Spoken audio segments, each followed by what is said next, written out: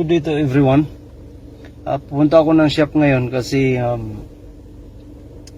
diba dati nagpapalit ako ng serpentine belt which is okay naman, at saka spark plug.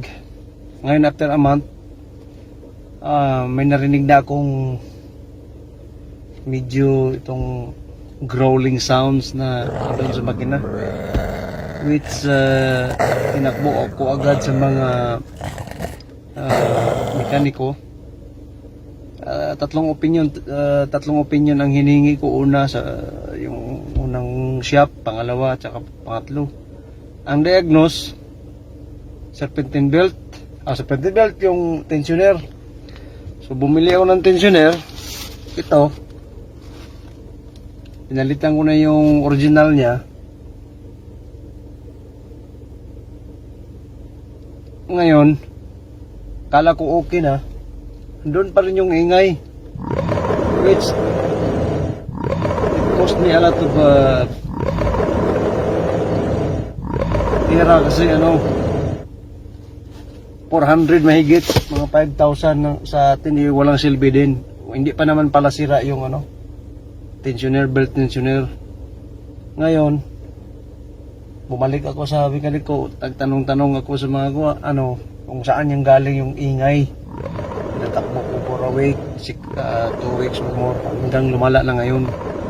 So, mayroon mga techniques na ilagay mo yung screwdriver doon sa engine body, tapos pakinggan mo yung saan galing yung tunog, alternator, sa AC compressor, sa water pump. Dinala ko na doon sa shop. Ganon din, parang may stethoscope at tapos may rod doon sa surface ng body. Tapos yung isang Pilipino, suspicion niya last 3 weeks ago, sabi niya water pump, which wala pa akong budget kasi naubos doon sa yung bili ko nga ng belt tensioner. Ngayon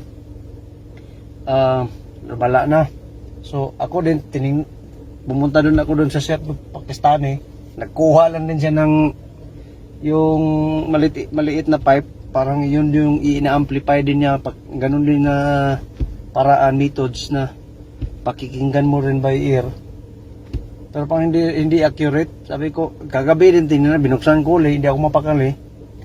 Inano ko naman yung screwdriver ron, pinakinggan ko. Kasi yung tatlong AC compressor, yung water pump, saka yung alternate, nakakabit siya sa body engine, di ba? So pag sabay nung apat na kasama yung crankshaft, sabay yung apat, siyempre may mga tunog din yun. So hindi accurate kasi maghalong-halo yung tunog. So sakit sa ulo. Ngayon basa ko, research. Hindi ko na pinadaan yung oras. Pagka umaga agad, pumunta na ako balik doon sa Pilipino. Pinaangat na namin itong sasakyan doon sa hydraulic. Makita sa lalim, ayun pala ang water pump ang culprit, kasi may tagas na siya konti. Malalaman mo naman yung kulan kasi yung may kulay pula.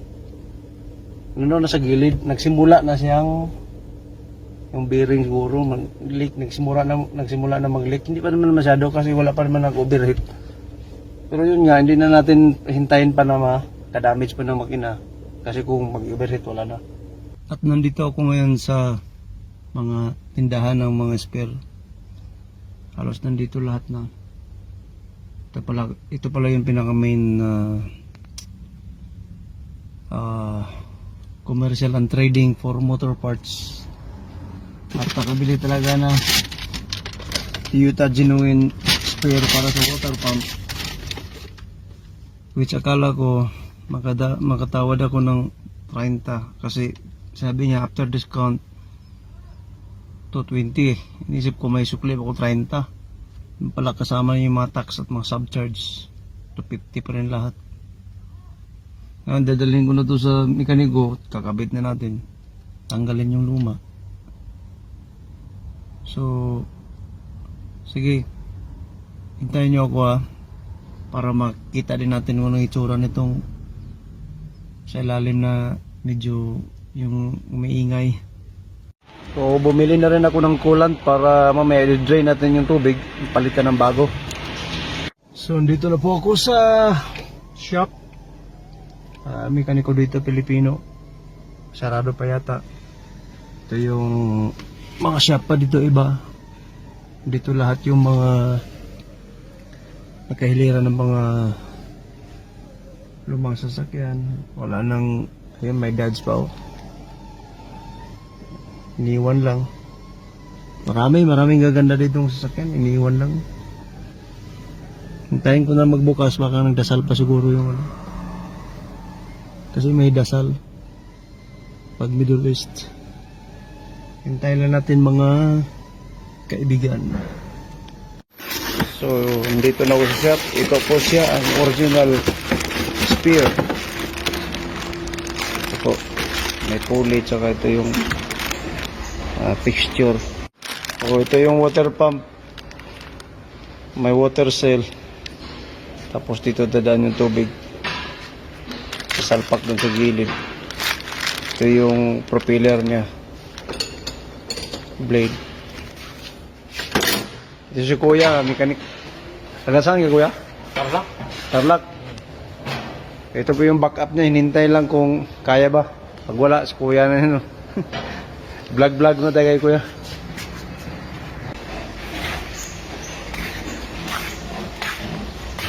Ayun. Simulan. The moment of truth uli.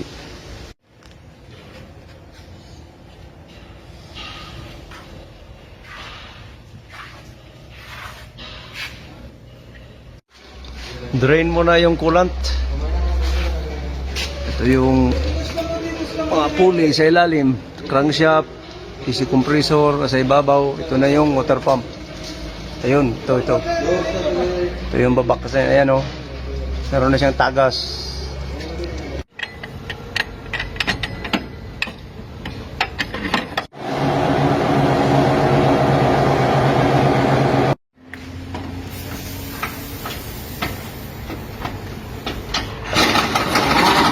Now they are facing a hard time to install back the dry belt, but that's not a big deal because our chief mechanic is now on action.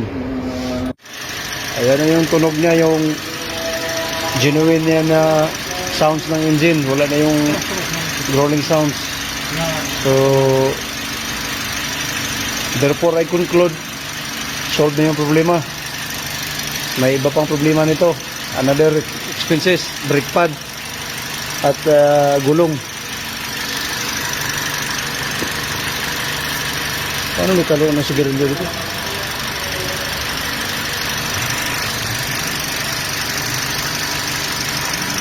So okay, Kuya Jan. So hanggang dito na lang nagtatapos ang ating palabas. At ito yung trompa na luma na palitan na.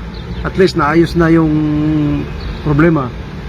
Trompa ang tawag sa water pump dito kasi parang sa ilalim may cone, parang yung megapone na shape, yung trompa.